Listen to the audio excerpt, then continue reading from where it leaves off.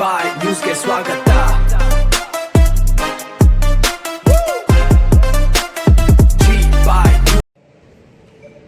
ನಿನ್ನೆ ನಮ್ಮ ಪಕ್ಷದ ಎಲ್ಲ ತಾಲೂಕಿನ ಮುಖಂಡರುಗಳು ಸುದ್ದಿಗೋಷ್ಠಿ ನಡೆಸಿದರು. ನಾನು ಕೆಲವೊಂದು ನಿಮಿತ್ತ ಕಾರ್ಯಕ್ರಮಗಳಿಂದ ಒಂದು KMFಗೆ ಭೇಟಿ ಕೊಡಬೇಕಿತ್ತು. ಆ ಕಾರ್ಯಕ್ರಮದಿಂದ ನಾನು ಸಭೆಯಲ್ಲಿ ಆ ಒಂದು ಪ್ರೆಸ್ ಮೀಟಲ್ಲಿ ಭಾಗಿಯಾಗಲಿಲ್ಲ. ಅದರಿಂದ ಮತ್ತೆ ನಾನು ಕೂಡ ನಮ್ಮ ಜೊತೆ ನನ್ನ ಹೇಳಿಕೆಯನ್ನು ಕೊಡಬೇಕು ಅನ್ನೋ ಉದ್ದೇಶದಿಂದ ತಮ್ಮನ್ನೆಲ್ಲ ಇವತ್ತು ಕರೆದಿದ್ದೀನಿ. ಏನಿವತ್ತು ನಿರ್ಗಮಿತ ಮುಖ್ಯಮಂತ್ರಿಗಳಾದಂಥ ಸಿದ್ದರಾಮಯ್ಯ ಸಾಹೇಬರು ಇವತ್ತು ರಾಷ್ಟ್ರಕ್ಕೆ ಮಾದರಿಯಾಗಿ ಇವತ್ತು ಅವರು ರಾಜೀನಾಮೆ ಕೊಟ್ಟಿರೋದು ಮಾದರಿ ಆಗಿದೆ. ಇವತ್ತು ಇಡೀ ದೇಶದಲ್ಲಿ ಎಲ್ಲೋ ಒಂದು ಕಡೆ ದೊಡ್ಡ ಸಂಚಲನ ಆಗ್ತಾಯಿದೆ, ಪಕ್ಷದಲ್ಲಿ ದೊಡ್ಡ ಬಿರುಕು ಬರ್ತದೆ ಅಂತ ವಿರೋಧ ಪಕ್ಷದವರು ಭಾಳ ಆಸೆ ಕಂಡಿದ್ರು. ಅದೆಲ್ಲೂ ಆಗಲಿಲ್ಲ. ಅವರು ಇವತ್ತು ಭಾಳ ದೊಡ್ಡ ಮೇರು ಅಂತಸ್ತಿಗೆ ಹೋಗ್ಬಿಟ್ರು ಸಿದ್ದರಾಮಯ್ಯ ಸಾಹೇಬರು ಇಡೀ ದೇಶದಲ್ಲೇ. ಬಹುಶಃ ಅವರು ಕೂಡ ನನಗೆ ಗೊತ್ತಿದ್ದಂಗೆ ಹಿಂದೆ ನಮ್ಮ ದೇವರಾಜ ಅವರಿದ್ದರು, ಹಿಂದುಳಿದ ಹುಡುಗ ನೇತಾರ ಅಂತಿದ್ರು ಅವರನ್ನು. ಬಹುಶಃ ಆ ಸ್ಥಾನವನ್ನು ಇವತ್ತು ನಮ್ಮ ಸಿದ್ದರಾಮಯ್ಯ ಸಾಹೇಬರು ಇವತ್ತು ಅಹಿಂದ ಒಂದು ವರ್ಗಗಳಿಗೆ ಬಹುಶಃ ದಿವಂಗತ ದೇವರಾಜ ಅರಸು ಬಿಟ್ಟ ಮೇಲೆ ಆ ವರ್ಗಗಳಿಗೆ ಒಂದು ಧೀಮಂತ ನಾಯಕನನ್ನು ಪಡೆದಿರ್ತಕ್ಕಂಥ ನಮ್ಮೆಲ್ಲರ ಭಾಗ್ಯ. ಇವತ್ತೆಲ್ಲ ಹಿಂದುಳಿದವರು ಕೂಡ ಕಾಂಗ್ರೆಸ್ ಪಕ್ಷ ಜೊತೆ ಇದ್ದಾರೆ. ಅದೇ ರೀತಿ ಇವತ್ತು ನಮ್ಮ DK ಶಿವಕುಮಾರ್ ಸಾಹೇಬರು ಕೂಡ ಸಂಘಟನೆಯಲ್ಲಿ ಸುಮಾರು ಕಾಂಗ್ರೆಸ್ ಪಕ್ಷದ ಪರವಾಗಿ ಎಲ್ಲೂ ಒಂದು ಕಡೆ ಒಂದು ಪಕ್ಷ ಬದಲಾವಣೆ ಮಾಡಿದ್ರು, ಅಧಿಕಾರ ಇಲ್ಲದೇ ಇದ್ರೂ ಪರವಾಗಿಲ್ಲ, ನನ್ನ ಪಕ್ಷದ ಕಾರ್ಯಕರ್ತನಾಗಿ ದುಡಿತೀನಿ ಅಂತ KPCC ಅಧ್ಯಕ್ಷರಾದ ಮೇಲೆ ಈ ಪಕ್ಷವನ್ನು 23ರಲ್ಲಿ ದೊಡ್ಡ ಮಟ್ಟದಲ್ಲಿ 136 ಸೀಟು ಪಡೀಲಿಕ್ಕೆ ಅವರ ಒಂದು ಕೊಡುಗೆ ಕೂಡ ಅಪಾರ ಇದೆ. ಇಬ್ಬರು ಜೋಡತಿಗಳು ಕೂಡ ಇಬ್ಬರು ಕೂಡ ಜೊತೆಯಾಗಿ 23ರಲ್ಲಿ 136 ಶಾಸಕರನ್ನು ಕೊಟ್ಟಿರ್ತಕ್ಕಂಥದ್ದು ನಮಗೆಲ್ಲ ಕೂಡ ಇವತ್ತು ಸಂತೋಷ. ಇವತ್ತು ಇಡೀ ದೇಶದಲ್ಲೇ ಕಾಂಗ್ರೆಸ್ ಪಕ್ಷಕ್ಕೆ ದೊಡ್ಡ ರಾಜ್ಯ ಇದೆ. ಇವತ್ತು ಈ ಕಡೆ ನಮ್ಮ ದಕ್ಷಿಣ ಭಾರತದಲ್ಲಿ ಅತಿ ದೊಡ್ಡ ರಾಜ್ಯ ಇವತ್ತು ಕರ್ನಾಟಕ. ಅದರಲ್ಲಿ ಕಾಂಗ್ರೆಸ್ ಪಕ್ಷವನ್ನು ಇವತ್ತು ಮುನ್ನಡೆಸ್ಕೊಂಡು ಹೋಗ್ತಿದ್ದಾರೆ. 3 ವರ್ಷಗಳ ಕಾಲ ಭಾಳ ಒಂದು ಕಪ್ಪು ಚಿಕ್ಕೆಯಲ್ಲಿರೋ ಸಿದ್ದರಾಮಯ್ಯ ಸಾಹೇಬರು ಇವತ್ತು ನಮಗೆ ಅಧಿಕಾರವನ್ನು ಕೊಟ್ಟಿದ್ದಾರೆ. ವಿರೋಧ ಪಕ್ಷವರು ಟೀಕೆ ಟಿಪ್ಪಣಿ ಇತ್ತೇ ಇತ್ತು. ನೀವು ಪಂಚ ಗ್ಯಾರಂಟಿಗಳನ್ನು ಕೊಟ್ಟಿದ್ದೀರಾ, ನಿಮಗೆ ಇವತ್ತು ಸರ್ಕಾರಿ ಏನು ಅಭಿವೃದ್ಧಿ ಕಾರ್ಯಕ್ರಮಗಳನ್ನು ಮಾಡಲಿಕ್ಕೆ ಸಾಧ್ಯ ಇಲ್ಲ ಅಂತ ಹೇಳಿದ್ರು. ಇವತ್ತು ಅದನ್ನು ಜೊತೆಯಾಗಿ ಬಡವರಿಗೆ ಕೊಡ್ತಕ್ಕಂಥ ಕಾರ್ಯಕ್ರಮಗಳು ಮತ್ತು ವಿಶೇಷವಾಗಿ ಕ್ಷೇತ್ರಕ್ಕೆ ಸಂಬಂಧಪಟ್ಟಂಥ ಎಲ್ಲ ಶಾಸಕರು ಕೂಡ ಇವತ್ತು ವಿರೋಧ ಪಕ್ಷದವರಿಗೆ 25 ಕೋಟಿ, ಪಕ್ಷದವರಿಗೆ ಸುಮಾರು 50 ಕೋಟಿ ಅಷ್ಟು ಇವತ್ತು ಅನುದಾನವನ್ನು ಕೊಟ್ಟಿರ್ತಕ್ಕಂಥದ್ದು ಇವತ್ತು ಎಲ್ಲರೂ ಕೂಡ ಶ್ಲಾಘನೆ ಮಾಡಬೇಕು ಅವ್ರನ್ನ. ಯಾಕೆಂದರೆ ಅವರು ಸುಮಾರು ಹಣಕಾಸು ಇಲಾಖೆಯನ್ನು ಸುಮಾರು 11 ಸರ್ತಿನೋ 15 ಸರ್ತಿ ಅಂತ ಹೇಳ್ತಾರೆ, ಅದನ್ನು ಮಂಡನೆ ಮಾಡಿರ್ತಕ್ಕಂಥ ಬಜೆಟ್ಟು ಅಷ್ಟು ದೊಡ್ಡ ಮಟ್ಟದಲ್ಲಿ ಒಂದು ಬುದ್ಧಿವಂತರು. ಅವರು 3 ವರ್ಷಗಳ ಕಾಲ ಪಕ್ಷವನ್ನು ನಡೆಸ್ಕೊಂಡು ಅಭಿವೃದ್ಧಿ ಕಾರ್ಯಕ್ರಮ ಮಾಡಿಕೊಂಡು ಗ್ಯಾರಂಟಿಗಳನ್ನು ಕೊಟ್ಕೊಂಡು ಇವತ್ತು ಹೋಗ್ತಿದ್ದಾರೆ. ಮತ್ತು ಏನು ಪವರ್ ಶೇರಿಂಗಲ್ಲಿ ಅವರು ಭಾಳ ದೂರದೃಷ್ಟಿ ಇಟ್ಕೊಂಡು ಇವತ್ತು ನಮ್ಮ DK ಶಿವಕುಮಾರ್ ಅವರಿಗೆ 2 ವರ್ಷಗಳ ಅವಧಿಗೆ ಅವರು ಬಿಟ್ಟುಕಟ್ಟಿದ್ದಾರೆ. ಬಹುಶಃ ಅವರಿಗೆ ನಾವೆಲ್ಲರೂ ಕೂಡ ಅಭಿನಂದನೆ ಸಲ್ಲಿಸಬೇಕು. ಅವರಿಗೆ ದೇವರು ಒಳ್ಳೇದು ಮಾಡಲಿ. ಅವರ ಇನ್ನು ವಿಶ್ರಾಂತಿ ಜೀವನದಲ್ಲಿ ಇನ್ನೂ ಅವರು ರಾಜಕಾರಣ ಮಾಡ್ತಾರೆ, ಯಾವುದು ಕೂಡ ಅವರು ತಪ್ಪಿಸ್ಕೊಳ್ಳೋದಿಲ್ಲ.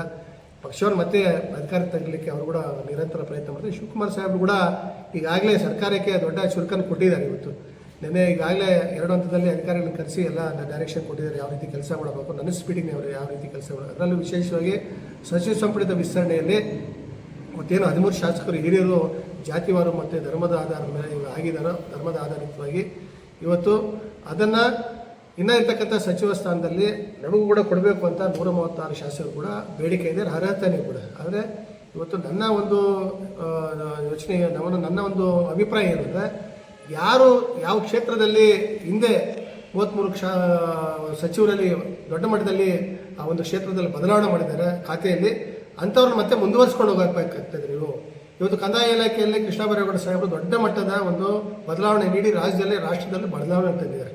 ಅವ್ರು ನೋಡಿ ಎಲ್ಲೂ ಲಾಬಿ ಮಾಡಲಿಲ್ಲ, ಅವ್ರು ಕೂಡ ಎಲ್ಲೂ ಕೂಡ ಪ್ರಚಾರ ಪ್ರಿಯರಲ್ಲ.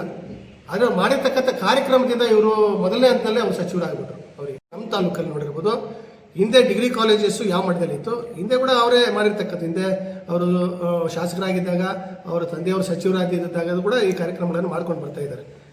ಈಗ ನಮ್ಮ ತಾಲೂಕಲ್ಲಿ ಎಷ್ಟು ಬದಲಾವಣೆ ಆಗಿದೆ ಅಭಿವೃದ್ಧಿಯಲ್ಲಿ, ಎಷ್ಟು 1000 ಕೋಟಿಗಳು ಇವತ್ತು ತಂದಿದ್ದಾರೆ, ಮತ್ತು ಜಿಲ್ಲಾ ಮಂತ್ರಿಗಳಾಗಿದ್ದಾಗ ಎಷ್ಟು ಇವತ್ತು ಬದಲಾವಣೆಯನ್ನು ಮಾಡಿದ್ದಾರೆ, ಮತ್ತು ಇಲಾಖೆಯಲ್ಲಿ ಎಷ್ಟು ದೊಡ್ಡ ಮಟ್ಟದಲ್ಲಿ ಕಾರ್ಯಕ್ರಮಗಳನ್ನು ಮಾಡಿದ್ದಾರೆ. ಮತ್ತು ಕರ್ನಾಟಕ ಎಕ್ಸಾಮ್ ಅಥಾರಿಟಿಯಿಂದ ಇವತ್ತು ನಮ್ಮ CET ಎಕ್ಸಾಮ್ಸ್ ಇರ್ಬೋದು, ಎಲ್ಲೂ ಕೂಡ ಒಂದು ಸಣ್ಣ ಕಪ್ಪು ಚುಕ್ಕೆ ಇಲ್ದಿರ ತಪ್ಪಿಲ್ದಿರ, ಎಲ್ಲೂ ಕೂಡ ಯಾವುದೇ ಪೇಪರ್ ಲೀಕ್ ಆಗದಿರ ಎಲ್ಲ ಎಷ್ಟು ದೊಡ್ಡ ಬದಲಾವಣೆ ಅಂತಂದಿದ್ರೆ, ಇನ್ನು ಹಲವಾರು ಕಾರ್ಯಕ್ರಮಗಳನ್ನು ಕೊಟ್ಟಿರೋದ್ರಿಂದ ಅವರಿಗೆ ಮತ್ತೆ ನಾವು ಅದೇ ಇಲಾಖೆಯಲ್ಲಿ ಸಚಿವರನ್ನಾಗಿ ಅವರು ಮಾಡಬೇಕಾದಂಥ ಪರಿಸ್ಥಿತಿ ನಿಜವಾಗ್ಲೂ ಹೈಕಮಾಂಡ್ ದಿಟ್ಟ ನಿರ್ಧಾರ ತಗೊಳ್ಳೇಬೇಕು. ಯಾಕೆಂದರೆ ನಿಮ್ಗೆ ಗೊತ್ತಿರ್ಬೋದು, ಉನ್ನತ ಶಿಕ್ಷಣ ಇಲಾಖೆಯಲ್ಲಿ ಸಚಿವರಾಗಬೇಕಾದ್ರೆ ಅವ್ರದ್ದೇ ಆದಂಥ ಒಂದು ನೈಪುಣ್ಯತೆ ಇರಬೇಕು, ಮತ್ತು ಅವರ ಶಿಕ್ಷಣ ಅರ್ಹತೆ ಕೂಡ ಭಾಳ ಮುಖ್ಯ ಇರ್ತದೆ. ಹಲವಾರು ಇವತ್ತು BJPಯಲ್ಲಿ ಇರ್ತಕ್ಕಂಥ ಕೆಲವರೆಲ್ಲನೂ ಮಾಡಿದ್ದಾರೆ. ಅಶ್ವತ್ಥನಾರಾಯಣ ಅವರು ಮೊನ್ನೆಲ್ಲ ಒಂದು ಕಡೆ ಹೇಳ್ತಿದ್ರು, ಮಲ್ಲೇಶ್ವರಮಲ್ಲಿ ಒಂದು ಯಾವುದೋ ಒಂದು ಫೆಸ್ಟಲ್ಲಿ, ಎಜುಕೇಷನ್ ಫೆಸ್ಟಲ್ಲಿ, ಸುಧಾಕರ್ ಅವರೇ ಮತ್ತೆ ನೀವು ಮುಂದುವರಿಬೇಕು, ಇಲ್ಲ ನಿಮ್ಮ ಇಲಾಖೆಯಲ್ಲಿ, ಯಾಕೆಂದರೆ ಅವ್ರಿಗೂ ಉನ್ನತ ಶಿಕ್ಷಣ ಸಚಿವರಾಗಿದ್ದರು, ನೀವು ತಂದಿರತಕ್ಕಂಥ ಕಾರ್ಯಕ್ರಮಗಳು ನಿಜವಾಗ್ಲೂ ಭಾಳಷ್ಟಾಗಿ ನಾನು ವಿರೋಧ ಪಕ್ಷದಲ್ಲಿ ನಿಂತ್ಕೊಂಡು ಇವತ್ತು ಹೇಳ್ತಿದ್ದೀನಿ, ನೀವು ಮತ್ತೆ ಮುಂದುವರಿಬೇಕು ನೀವು, ಯಾಕೆಂದರೆ ಅವ್ರ ಹಿಂದೆ ಉನ್ನತ ಶಿಕ್ಷಣರಾಗಿದ್ದರು, ಸಚಿವರಾಗಿದ್ದರು, ಮತ್ತೆ ನೀವು ಮುಂದುವರಿಯಬೇಕು ಅಂತ ಆಶ್ಚರ್ಯ ಆಯಿತು. ಯಾಕೆಂದರೆ ವಿರೋಧ ಪಕ್ಷದವರು ಪಕ್ಷವನ್ನು, ಅಧಿಕಾರದಲ್ಲಿರೋ ಪಕ್ಷವನ್ನು ಅವರು ಟೀಕೆ ಮಾಡೋದು, ಟಿಪ್ಪಣಿ ಮಾಡೋದು, ಕುಟುಕೋದು ಮಾಮೂಲಿ. ಆದರೆ ಇವರು ಇಲಾಖೆಗೆ ಸಂಬಂಧಪಟ್ಟಂತೆ ಯಾವುದೇ ಒಂದು ಸಣ್ಣ ಕೂಡ ವಿರೋಧ ಪಕ್ಷದವ್ರದ್ದು ಇವತ್ತು ಕೂಡ ತಗಾದೇ ಇಲ್ಲ. ಮತ್ತು ಇರ್ತಕ್ಕಂಥ 136 ಶಾಸಕರು ಮತ್ತು ಇನ್ನು ಬೇರೆ ವಿರೋಧ ಪಕ್ಷದವರು ಕೂಡ ಇವತ್ತು ಎಲ್ಲ ತಾಲೂಕುಗಳಲ್ಲಿ ಕೂಡ ಉನ್ನತ ಮಟ್ಟದ ಒಂದು ಏನು ಶಿಕ್ಷಣ ಇಲಾಖೆಯಿಂದ ಸುಮಾರು 40 ಕೋಟಿ 50 ಕೋಟಿ ಫಸ್ಟ್ ಏಡ್ ಕಾಲೇಜಸನ್ನು ಇವತ್ತು ಉನ್ನತೀಕರಿಸಿದ್ದಾರೆ. ಹೊಸದಾಗಿ ಲ್ಯಾಬ್ ಮಾಡಿದ್ದಾರೆ, ಹೊಸದಾಗಿ ಇರ್ತಕ್ಕಂಥ ಇಂಟೀರಿಯರ್ ಎಲ್ಲ ಚೇಂಜ್ ಮಾಡಿದ್ದಾರೆ, ಕ್ಯಾಂಪಸ್ ಚೇಂಜ್ ಮಾಡಿದ್ದಾರೆ, ಇಂಜಿನಿಯರಿಂಗ್ ಕಾಲೇಜ್ ಕೊಟ್ಟಿದ್ದಾರೆ, ಪಾಲಿಟೆಕ್ನಿಕ್ಸ್ ಕೊಟ್ಟಿದ್ದಾರೆ, ITI ಕಾಲೇಜ್ ಕೊಟ್ಟಿದ್ದಾರೆ. ಈ ಇಲಾಖೆಯಲ್ಲಿ ಇಷ್ಟು ದುಡ್ಡಿದೆಯಾ, ಈ ಇಲಾಖೆಯಲ್ಲಿ ಇಷ್ಟು ಕೆಲಸ ಮಾಡ್ಬೋದು ಅಂತ ಇವತ್ತು ಬೇರೆ ವಿರೋಧ ಪಕ್ಷದವರಿಗೆ ಇವತ್ತು ಎತ್ತಿ ತೋರಿಸಿದ್ದಾರೆ. ಅದನ್ನು ಕಾರಣ ಒಬ್ಬ ಬುದ್ಧಿವಂತ ಮತ್ತು ಆ ಇಲಾಖೆ ಬಗ್ಗೆ ಸಂಪೂರ್ಣವಾಗಿ ಸಮಗ್ರವಾದಂಥ ಒಂದು ಅವರಿಗೆ ಮಾಹಿತಿ ಇದೆ. ಅದರಿಂದ ನನ್ನ ಒಂದು ಯೋಚನೆಯಲ್ಲಿ ಬಹುಶಃ ಅವರನ್ನು ನಾವು ಮುಂದುವರಿಸಲೇಬೇಕು. ಪಕ್ಷದಲ್ಲಿ ಎಲ್ಲರೂ ಕೇಳ್ತಾರೆ, ಶಾಸಕರು ಸುಮಾರು 2 ಸರ್ತಿ 3 ಸರ್ತಿ 4 ಸರ್ತಿ ಆಗ್ತಾರೆ, ತೊಂದರೆ ಇಲ್ಲ, ಎಲ್ಲರಿಗೂ ಕೇಳ್ತಕ್ಕಂಥ ಅವಕಾಶ ಇದೆ. ಆದರೆ ಇಲಾಖೆಯನ್ನು ಮುನ್ನಡೆಸ್ಕೊಂಡು ಮತ್ತು ಕ್ಷೇತ್ರಕ್ಕೆ ಮುಂದುವರಿಸ್ಕೊಂಡು ಕ್ಷೇತ್ರದಲ್ಲಿ ಅಭಿವೃದ್ಧಿ ಮಾಡಿಕೊಂಡು ಆ ಕ್ಷೇತ್ರವನ್ನು ಸ್ವಂತ ಕ್ಷೇತ್ರ ಮತ್ತು ಜಿಲ್ಲೆ ಇರ್ತಕ್ಕಂಥ ಬೇರೆ ತಾಲೂಕುಗಳನ್ನು ಇರ್ತಕ್ಕಂಥ ಶಾಸಕರಿಗೆ ಅನುದಾನವನ್ನು ಕೊಟ್ಟು ಆ ಒಂದು ಜಿಲ್ಲೆಗೆ ಸಂಬಂಧಪಟ್ಟ ನೀರಾವರಿ ಯೋಜನೆಗಳಿರ್ಬೋದು, ಬೇರೆ ಬೇರೆ ಶಿಕ್ಷಣ ಇಲಾಖೆಯಿಂದ ಬರ್ತಕ್ಕಂಥದ್ದಿರ್ಬೋದು, ಬೇರೆ ಬೇರೆ ಇಲಾಖೆಯಿಂದ ಬರ್ತಕ್ಕಂಥ ನೀರಾವರಿ ಯೋಜನೆಗಳನ್ನು ತರೋದು ಮತ್ತು ರೈತರು ಕೊಡ್ತಕ್ಕಂಥ ಯೋಜನೆ ತರ್ತಕ್ಕಂಥದ್ದು ಭಾಳ ದೂರದೃಷ್ಟಿ ಇಟ್ಕೊಂಡು ಮಾಡಿರ್ತಕ್ಕಂಥ ಏನಾದರೂ ಸಚಿವರಿಂದ ನಮ್ಮ ಸುಧಾಕರ್ ಅವರು. ಅವ್ರಿಗಿರ್ತಕ್ಕಂಥ ದೂರದೃಷ್ಟಿ, ಅವ್ರಿಗಿರ್ತಂಥ ಆಲೋಚನೆಗಳು ನಿಜವಾಗ್ಲೂ ನನ್ನ ಕಂಡಿದ್ದಂಗೆ ಬಹುಶಃ ಯಾರೂ ನೋಡಿಲ್ಲ. ಅಷ್ಟು ಭಾಳ ಬುದ್ಧಿವಂತರಿದ್ದಾರೆ. ಅವ್ರಿಗೆ ನಿಜವಾಗ್ಲೂ ಕೂಡ DK ಶಿವಕುಮಾರ್ ಸಾಹೇಬ್ರ ಹತ್ರ ಮತ್ತು ಹೈಕಮಾಂಡ್ ಹತ್ರ, ಸನ್ಮಾನ್ಯ ಖಾರ್ಗೆ ಸಾಹೇಬ್ರ ಹತ್ರ, ನಮ್ಮ ಶ್ರೀಮತಿ ಸೋನಿಯಾ ಗಾಂಧಿ ಅವ್ರ ಹತ್ರ, ಸನ್ಮಾನ್ಯ ರಾಹುಲ್ ಗಾಂಧಿ ಅವ್ರ ಹತ್ರ ಮತ್ತು ಪ್ರಿಯಾಂಕಾ ಮೇಡಮ್ನವ್ರ ಹತ್ರ ನಾವು ಇಷ್ಟೇ ರಿಕ್ವೆಸ್ಟು ನಾವು ಒತ್ತಾಯ ಮಾಡ್ತಿದ್ವಿ. ಬಹುಶಃ ಇಲಾಖೆಯನ್ನು ಅವ್ರು ಮತ್ತೆ ಅವ್ರಿಗೆ ಕೊಡಿ, ಮತ್ತು ಅವರನ್ನೇ ಮುಂದುವರಿಸ್ಕೊಂಡೋಗಿ ನಿಮಗೆ ಪಕ್ಷಕ್ಕೆ ಮತ್ತು ರಾಜ್ಯದಲ್ಲಿ ಒಳ್ಳೆಯ ವಾತಾವರಣ ಆಗ್ತದೆ, ಹಲವಾರು ಬದಲಾವಣೆ ತರ್ತಕ್ಕಂಥ ಶಕ್ತಿ ಅವ್ರಿಗಿದೆ ಅಂತ ನಾನು ವೈಯಕ್ತಿಕವಾಗಿ ಹೇಳಲಿಕ್ಕೆ ಬಯಸ್ತೀನಿ. ಮತ್ತು ಅವರು ಭಾಳ ಸಿಂಪಲ್, ಬಹುಶಃ ಎಲ್ಲೂ ಕೂಡ ಪ್ರಚಾರದ ಗೀಳು ಮಾಡಲಿಲ್ಲ. ಅವ್ರು ಮಾಡಿರ್ತಕ್ಕಂಥ ಕಾರ್ಯಕ್ರಮಗಳನ್ನು ಬೇರೆ ಯಾರಾದರೂ ಅವಕಾಶ ಸಿಕ್ಕಿದ್ದಿದ್ರೆ ದೊಡ್ಡ ಮಟ್ಟದಲ್ಲಿ ಪ್ರಚಾರ ತಗೊಳ್ತಾ ಇದ್ರು. ದಿನ ಬೆಳಗ್ಗೆ TV ಮುಂದೆ ಬರ್ತಾಯಿದ್ರು, ದಿನ ಮುಂದೆ ಟ್ರೋಲ್ ಆಗ್ತಾಯಿದ್ರು. ಎಲ್ಲೂ ಕೂಡ ಸರ್ಕಾರಕ್ಕೆ ಮುಜುಗರ ಮಾಡಲಿಲ್ಲ, ಪಕ್ಷಕ್ಕೆ ಮುಜುಗರ ಮಾಡಲಿಲ್ಲ. ಅವರು ವೈಯಕ್ತಿಕವಾಗಿ ಒಳ್ಳೆಯ ಹಿನ್ನೆಲೆ ಇಟ್ಕೊಂಡಿದ್ದಾರೆ. ಇಲಾಖೆಯಲ್ಲಿ ದೊಡ್ಡ ಮಟ್ಟದಲ್ಲಿ ಬದಲಾವಣೆಯಲ್ಲಿ ಕೂಡ ತಂದಿದ್ದಾರೆ. ಯಾವುದೇ ರೀತಿ ಹಣಕಾಸಿನ ವಿಚಾರದಲ್ಲಿ ಕೂಡ ಅವ್ರು ಎಲ್ಲೂ ಕೂಡ ಇವತ್ತು ಕೂಡ ಕಪ್ಚುಕ್ಕೆ ಇಲ್ಲ. ಈ ಥರ ವ್ಯಕ್ತಿ ಇರೋದು, ಈ ಥರ ವ್ಯಕ್ತಿಗಳನ್ನು ನಾವು ನಿಜವಾಗ್ಲೂ ಕೂಡ ಯಾವುದೇ ಪಕ್ಷ ಇರ್ಬೋದು, ಯಾರೇ ಇರ್ಬೋದು, ಅವರನ್ನು ಬೆಂಬಲಿಸಬೇಕು. ನಾವು ಅವರಿಗೆ ನೈತಿಕವಾದಂಥ ಬೆಂಬಲವನ್ನು ಕೊಡಬೇಕು ಅಂತ ನಾನು ಹೇಳಲಿಕ್ಕೆ ಬಯಸ್ತೀನಿ. ನಿಜವಾಗ್ಲೂ ಕೂಡ ಅವ್ರನ್ನ ಮತ್ತೆ ಮಂತ್ರಿ ಮಾಡ್ತಾರೆ 2ನೇ ಕಂತಿನಂತೂ ಒಂದು ಆಶಾಭಾವನೆ ಇಟ್ಕೊಂಡಿದ್ದೀವಿ.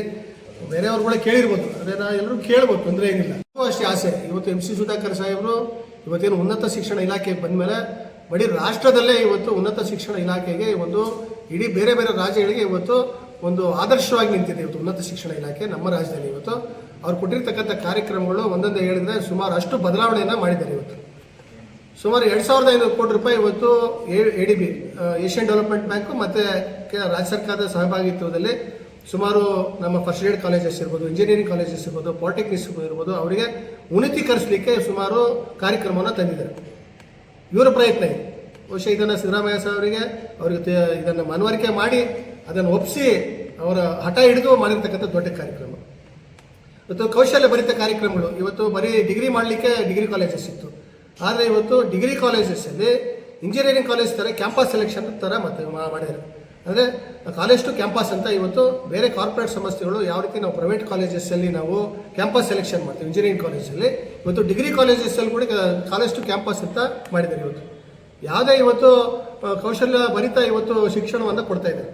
ಇವತ್ತು ನಮ್ಮಲ್ಲಿ ಇದಿರಲಿಲ್ಲ, ಏನು BCA ಇರಲಿಲ್ಲ, ಬ್ಯಾಚುಲರ್ ಆಫ್ ಕಂಪ್ಯೂಟರ್ ಅಪ್ಲಿಕೇಶನ್ ಇರಲಿಲ್ಲ. ಅದು ಬರೀ ಪ್ರೈವೇಟ್ ಕಾಲೇಜಸ್ ಕೊಡ್ತಿದ್ದು. ಅದನ್ನು ಇವತ್ತು ರಾಜ್ಯದಲ್ಲಿ ಎಲ್ಲ ಇವತ್ತು ತಾಲೂಕುಗಳಲ್ಲಿ ಕೂಡ ಇವತ್ತು BCA ಕೊಟ್ಟಿದ್ದಾರೆ. ಅದು ದೊಡ್ಡ ಮಟ್ಟದಲ್ಲಿ ಯಾರೋ ಶ್ರೀಮಂತರು ಮಾಡ್ತಕ್ಕಂಥ ಕೋರ್ಸ್ ಆಗಿತ್ತು. ಇವತ್ತು ಬಡವರಿಗೆ ಇಡತಕ್ಕಂಥ ಒಂದು BCA ಇವತ್ತು ಕೊಟ್ಟಿದ್ದಾರೆ ಗೌರ್ಮೆಂಟ್ ಕಾಲೇಜಸ್ಸಲ್ಲಿ.